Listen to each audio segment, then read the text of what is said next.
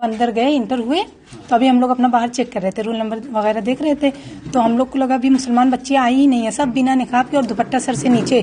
जब अंदर गए अभी हम लोग खड़े हुए, इतनी बदतमीजी से बोली ये निकाब उतार क्या, तो हम लोग क्या नहीं निकाब नहीं उतारेंगे, तो बोली अपना मुंह दिखाने से इनकार कर दिया, जबकि बृहस्पति के चेहरे से उनका चेहरा का मिलान आवश्यक होता है, जिसके कारण कुछ छात्राओं ने परीक्षा छोड़ दिया।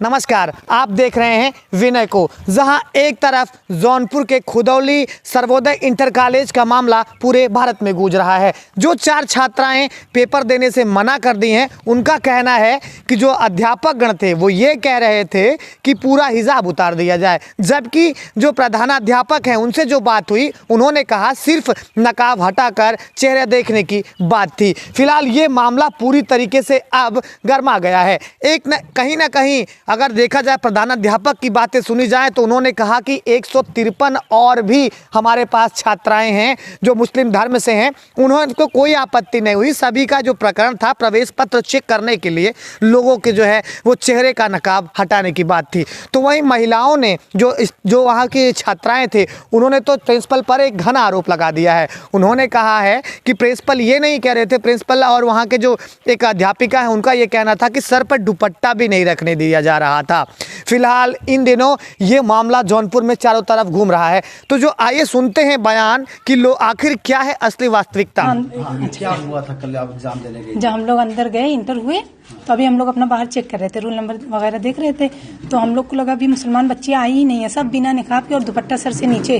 जब अंदर गए अभी हम लोग खड़े हुए, इतनी बदतमीजी से बोली ये निकाब उतार क्या, तो हम लोग क्या नहीं निकाब नहीं उतारेंगे, तो बोली ठीक है परीक्षा मत दो। तो हम लोग बाहर आ गए, अब्बू से बात की, अब्बू आए अंदर तो कहे नहीं देंगे। बहुत देर प्रिंसिपल से बात किए, फिर बहुत देर तक 10 मिनट तक बहस हुई, लेकिन नहीं माने वो लोग कि नहीं ऐसे नहीं दे सकती। और दुपट्टा भी एक लड़की रख रही थी सर पे, तो उससे बोली नहीं दुपट्टा उतार। तो हम लोग देखे, हम लोग ये तो ज्यादा हो रहा है, हिजाब भी नहीं पहनने दे। हम लोग इतना तैयार थे कि चेहरा खोल के बैठेंगे, चेहरा देख लें, चेकिंग भी कर लें, लेकिन हम लोग नकाब नहीं उतारेंगे। लेकिन वो लोग माने ही नहीं।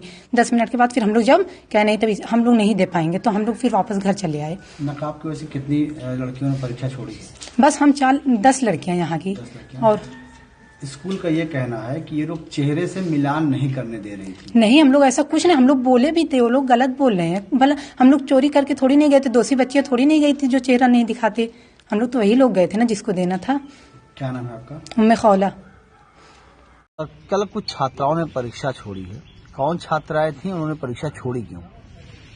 सुबह जो है हमारे यहाँ हाई स्कूल हिंदी का प्रश्नोत्तर पेपर था और छात्राओं की चेकिंग छात्राओं के कैंपस में महिला अध्यापिकाओं के द्वारा किया जा रहा था। कुछ छात्राओं ने अपना मुंह दिखाने से इनकार कर दिया, जबकि बृहस्पति के चेहरे से उनका चेहरा का मिलान आवश्यक होता है, जिसके कारण कुछ छात्राओं ने परीक्षा छोड़ दिया। कौन छात्राएं थीं, किस धर्म की थीं और मुंह किस तरह नहीं दिखा रही थीं? वह प्रवेश से अपना मिलान कराना नहीं चाह रही थी, बिना चेहरा खोले परीक्षा देना चाहती थी। उनका आरोप है कि हम चेहरा दिखाने को तैयार थे, लेकिन कॉलेज प्रशासन जो था या परीक्षा प्रशासन जो था, उन्होंने पूरा हिजाब हटाने के लिए कहा। नहीं, हमारे यहाँ एक मुस्लिम धर्म के 153 छात्राएं इनरोल्ड हैं और लगभग सभी छात्राओं ने परीक्षा शांतिपूर्वक दिया। केवल कुछ छात्राओं का ऐसा आरोप है जो अनर्गल है, अनुचित है। आप एक राय मुझे कमेंट करके जरूर बताएं कि क्या स्कूल में भी हिजाब रखना जरूरी है, क्योंकि यहाँ से आप धर्मों की पहचान हो जाती है। अगर आप ब्राह्मण हैं तो क्या आप कुर्ता पैजामा और वो जो वेशभूषा होती है, जो शादी कराने जैसे जाते हैं, जो ब्राह्मणों का मेन वेशभूषा होता है, क्या उस वेशभूषा में जाएं विद्यालय में? ये बिल्कुल भी ठीक नहीं है।